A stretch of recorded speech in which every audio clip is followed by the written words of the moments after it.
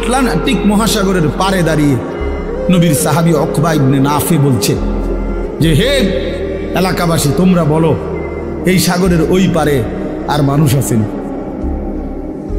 তখন জনবাসী, এলাকাবাসী বলছে, ওই সাগর তো অথই সাগর, আমাদের পূর্বপুরুষ থেকে কারো জানা মতে এই সাগরের ওই পারে মাটিও নাই, মানুষ তো পরের খবর, এ তো অথই সাগর, এর কোনো কুল কিনারা নাই।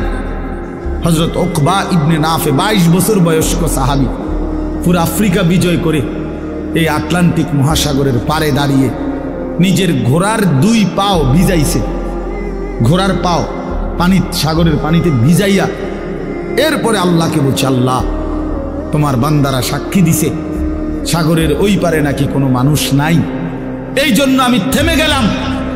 যদি খোদার কসম মাওলা একজন লোক বলতো ওই পারে একজন মানুষ আছে, আমি আল্লাহর কসম রব এই ঘোড়া নামায় দিতাম, ওই লোকটার কাছেও কালেমার দাওয়াত পৌঁছাইতাম।